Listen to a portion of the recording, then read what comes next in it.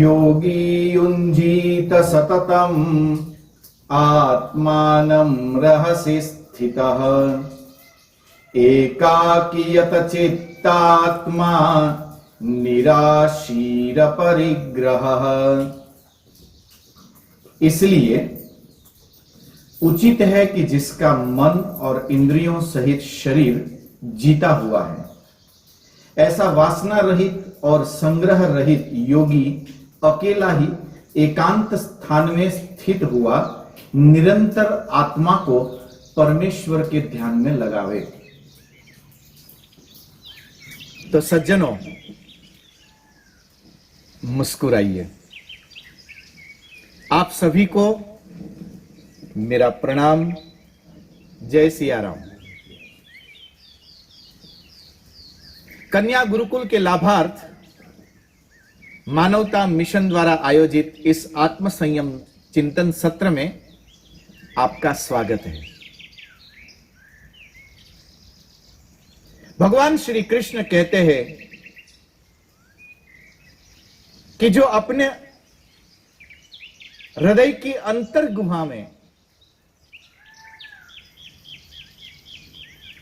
जो एकांत को उपलब्ध हो सका,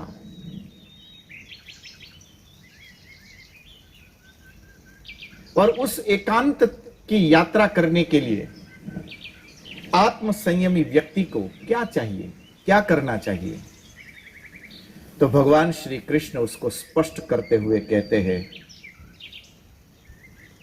कि एक ऐसा आत्म संयमी व्यक्ति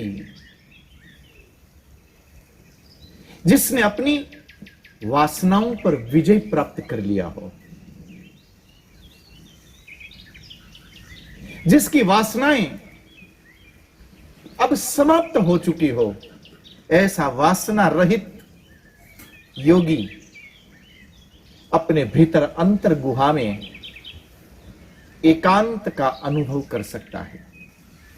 वासना का अर्थ सब कुछ मुझे मिल जाए ऐसी प्राप्त करने की एक असीमित दौड़, एक होड़। किसी को रूप की वासना हो सकती है, किसी को सत्ता की वासना हो सकती है, किसी को प्रेम की वासना हो सकती है, किसी को संपत्ति की वासना हो सकती है, किसी को शक्ति की वासना हो सकती है, किसी को सुविधाओं की वासना हो सकती है। कुछ विशिष्ट लोगों को इन सब चीजों की वासना हो सकती है।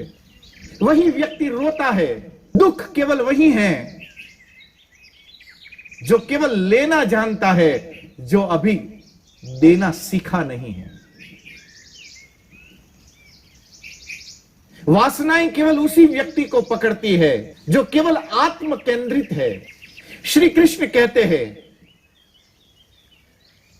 कि आत्म संयमी साधक को चाहिए कि वो योग केंद्रित हो जाए और अपनी अंतर गुहा में अपनी निज आत्मा के साथ एकांत के अनुभव की यात्रा प्रारंभ कर सके। ऐसा वासना रहित। किंतु व्यक्ति की वासना, व्यक्ति की इच्छाएं कभी मरते ही नहीं है। विद्युत चलम किम धन यौवनायुः। जब स्मशान में किसी के शरीर को कोई जलता हुआ देखता है तो कुछ मिनट के लिए मन में एक वैराग्य सा जगता है, किंतु जब तक शोक निवृत्ति का वो स्नान न करे तब तक ये वैराग्य सर चढ़कर बोलता है कि इस दुनिया में कुछ भी शाश्वत नहीं है। केवल एक ही व्यक्ति, एक परमात्मा ही इस दुनिया में शाश्वत है, बाकी तो सब कुछ क्षणभंगुर है। पश्यान्निशम जगदिदम क्षणभंग निष्ठः वैराग्य राग रसिको भव भक्ति निष्ठः।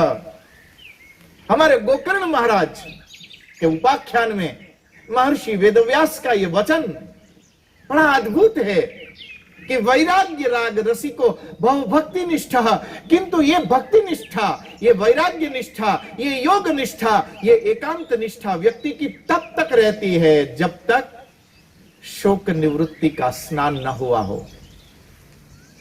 यहां पर शोक निवृत्ति का स्नान हुआ कि सारा वैराग्य उतर जाता है। जब तक सत्संग में बैठते हैं, जिसने इस एकांत की, जिसने परमात्मा के साक्षात्कार की एक यात्रा आरंभ कर चुका है, ऐसा कोई आत्म संयमी योगी व्यक्ति,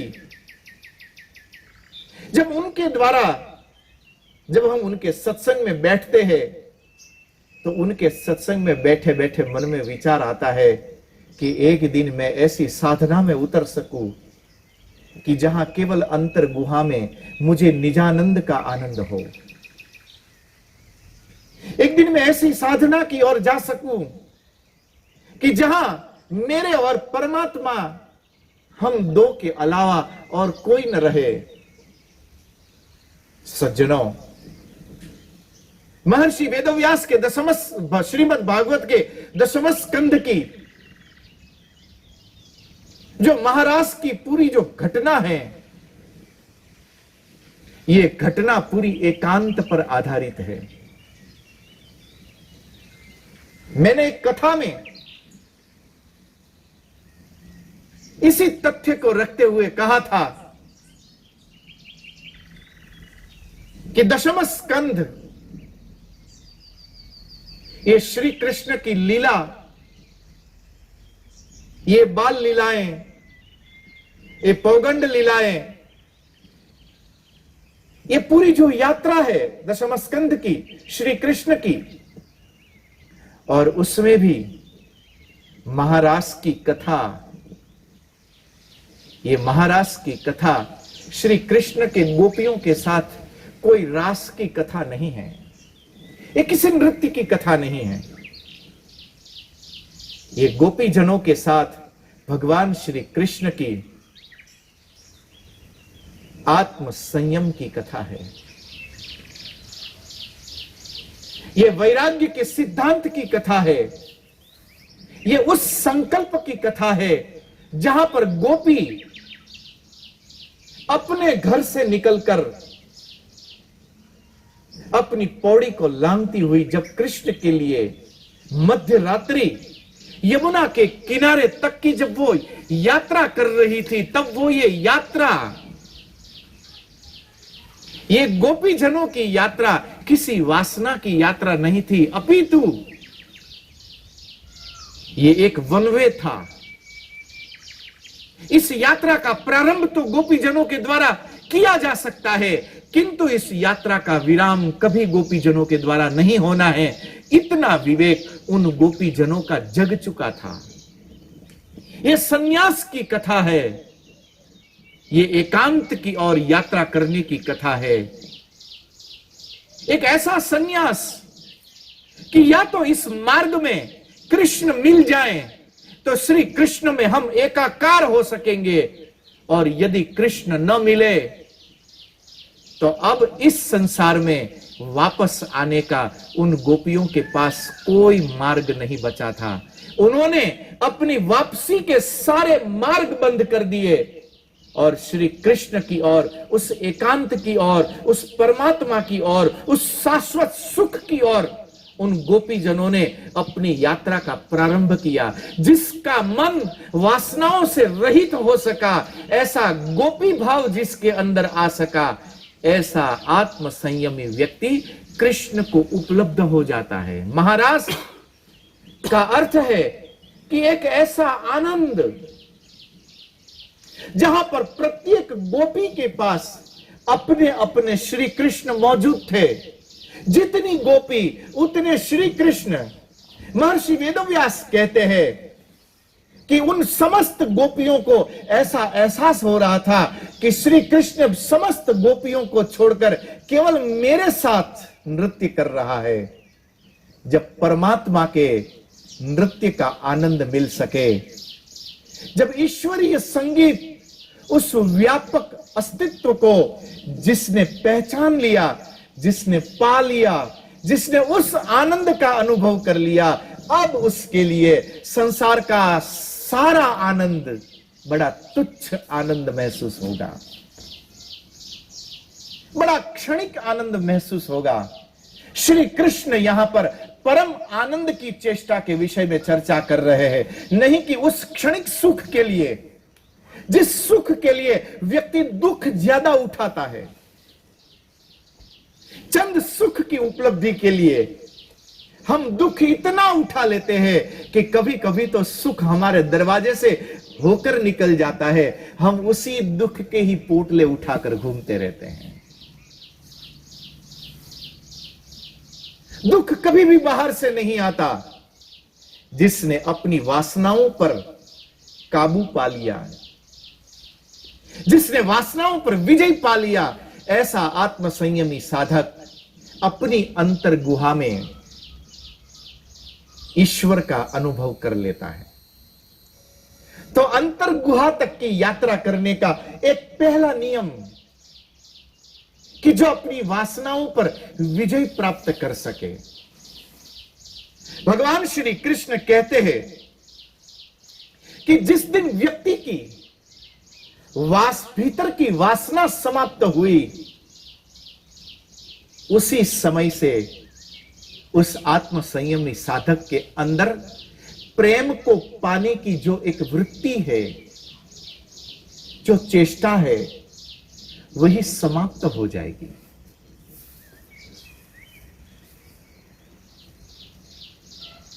अपने भीतर आंख बंद करके थोड़ा झांक कर देखिए कि आप जिन जिन लोगों से प्रेम करते हो, क्या सच में आप उनसे प्रेम करते हो, कि अपनी ओर से उस व्यक्ति के अंदर प्रेम इन्वेस्ट कर रहे हो। आज हम किसी के सामने मुस्कुराए तो कल जब निकले तो आशा करते हैं कि उसको भी मेरे सामने देखकर कल मुस्कुराना है। हम इस मुस्कुराहट को इन्वेस्ट करते हैं।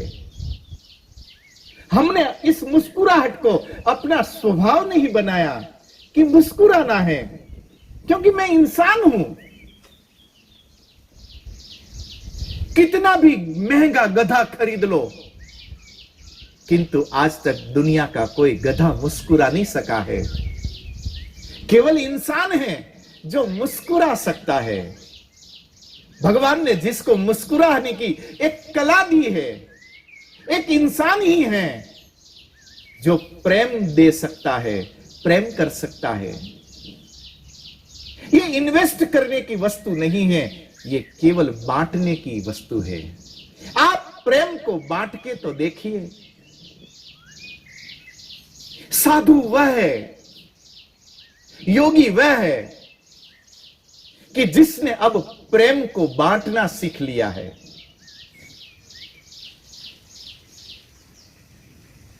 यदि जंगल में चला जाए, किसी भौरे को भी यदि देख ले,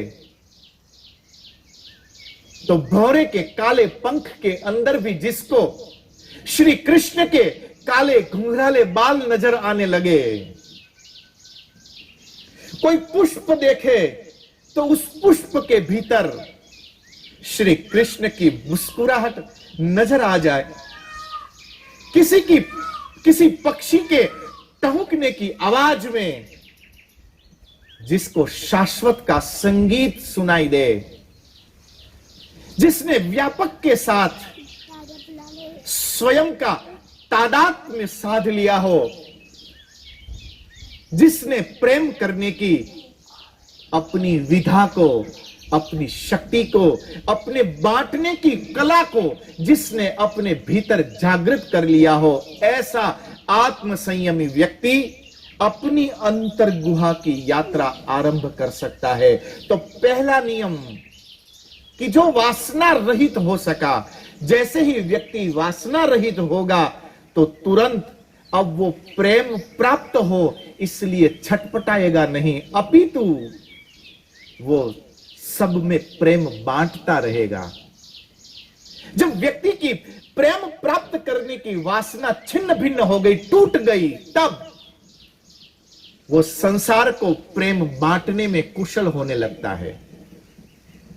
वो भूख शांत हो जाती है कि मुझे मिले, मुझे मिले, मुझे मिले। उस एकांत गुहा में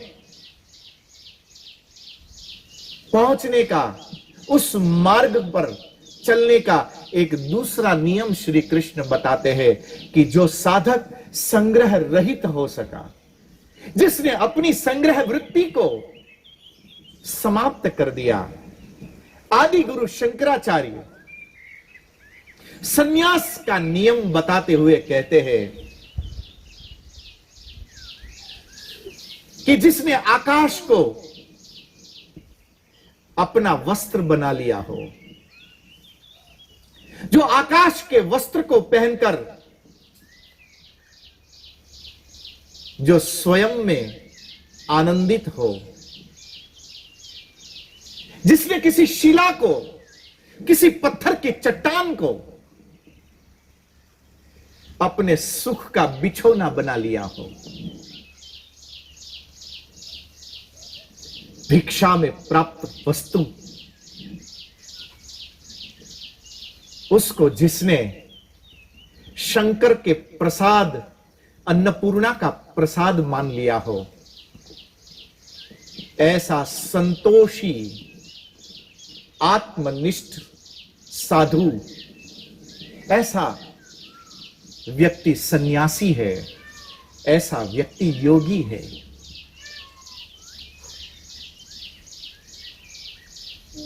आदि गुरु शंकराचार्य की ये सन्यास का जो ये नियम है, कौपीनवन्तः खलु भाग्यवन्तः, क्या अद्भुत सूत्र दिया आदि गुरु शंकराचार्य ने कि वही सन्यासी, वही व्यक्ति, वही सुखी है, वही आत्मनिष्ठ है, वही कीमती व्यक्ति है, वही आनंद के महासागर की यात्रा कर सकता है। कौपीनवन्तः खलु भाग्यवन्तः, वही व्यक्ति भाग्यशाली है कि जो केवल एक कौपीन पहनकर सुख का अनुभव कर सके। श्री कृष्ण कहते हैं कि जिसकी संग्रह वृत्ति समाप्त हो गई,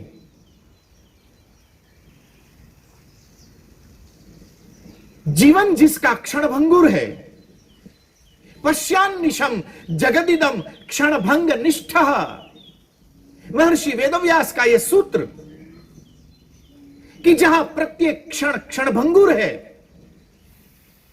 जिसको पकड़ना लगभग नामुमकिन है, इसी क्षण को पकड़ने का भी हमने प्रयत्न तो क्या किया, वो क्षण हाथ से निकल जाती है, दूसरी क्षण निकल आती है। जैसे कोई व्यक्ति, जैसे कोई छोटा बच्चा अपनी मुट्ठी बंद करके अपनी मुट्ठी में हवा को पकड़ने का प्रयत्न करे, और अपनी मुट्ठी को भींचने से भी जितनी हवा को आप पकड़ सकते हो, ठीक उसी तरह व्यक्ति सुख और सुविधाओं को अपने काबिज कर सकता है। कौपीनवन्तः, आदि गुरु शंकर का यह सूत्र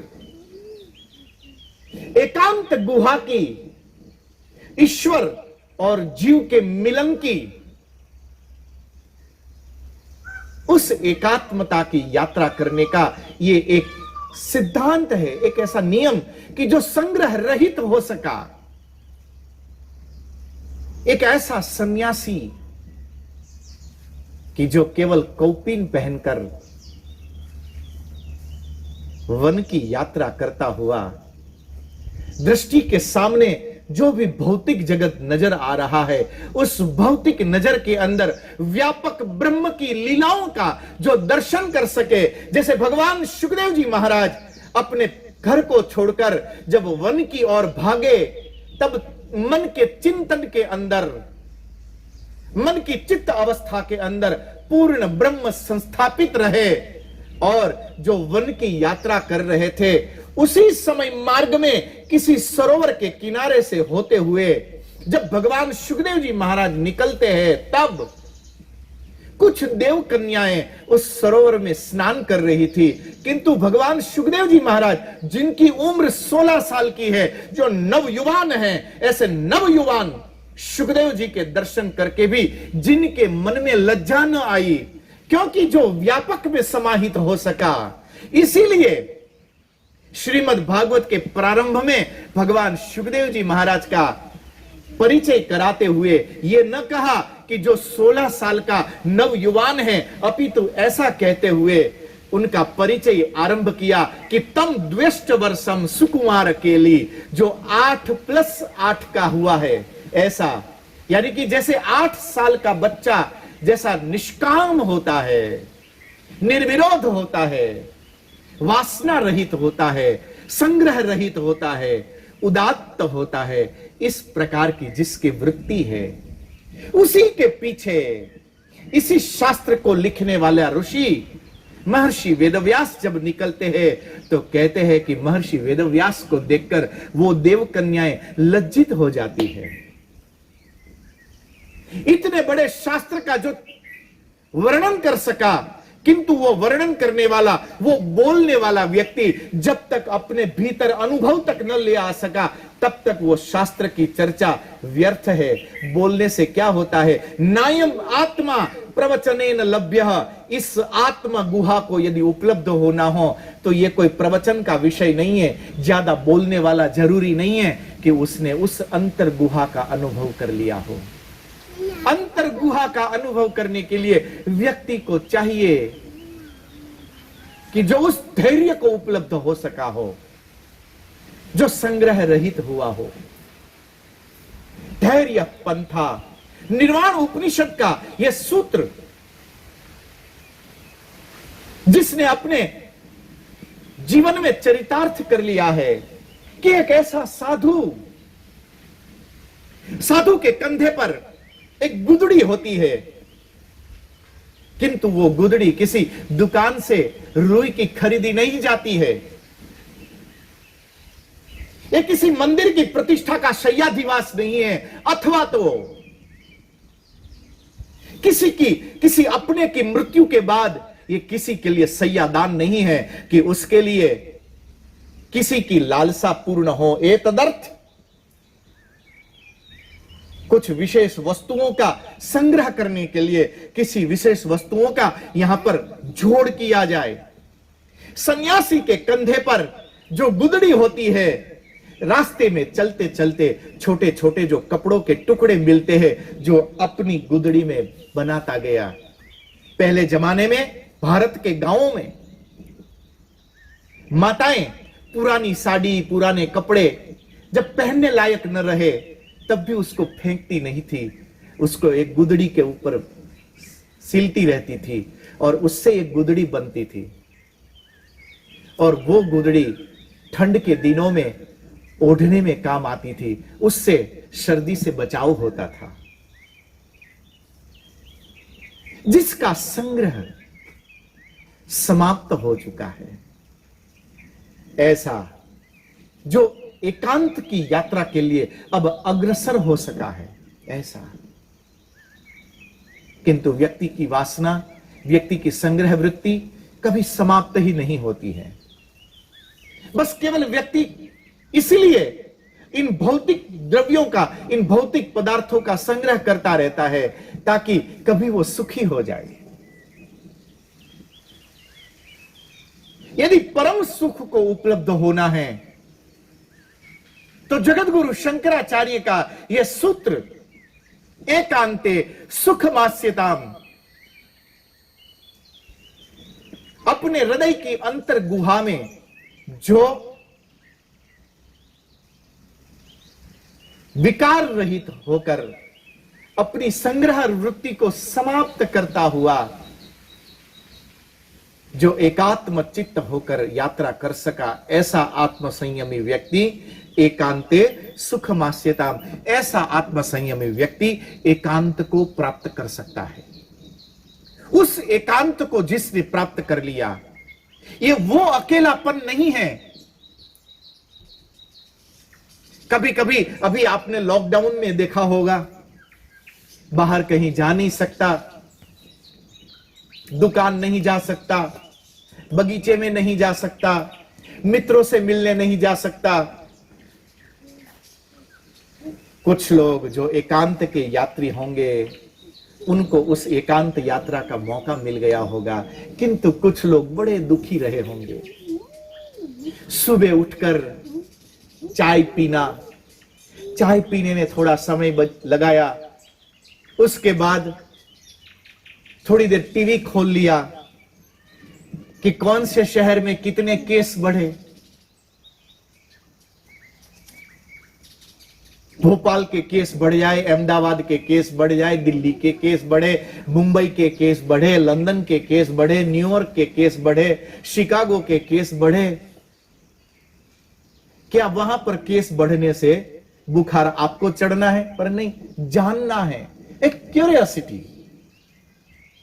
तब तक न्यूज़पेपर आ गया, 4 बार दिन में न्यूज़पेपर ही पढ़ लिया।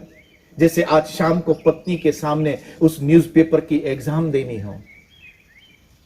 मन के भीतर जो वासनाओं की भीड़ बनाई हुई है, ऐसे व्यक्ति को यदि कभी अकेले रहना पड़ जाए तो वो अकेला है, एकांत में नहीं है। श्री कृष्ण कहते हैं कि इस अकेलेपन को जो तोड़ सका, जो अपनी वासनाओं पर विजय प्राप्त कर सका, जो अपनी संग्रह वृत्ति को समाप्त कर सका, जो अपने विवेक को जागृत कर सका, जो अपने एकांत में अपने हृदय की गुहा तक की जो यात्रा कर सका, ऐसा आत्मसंयमी व्यक्ति अपने भीतर परमात्मा के दिव्य प्रकाश का अनुभव करता है।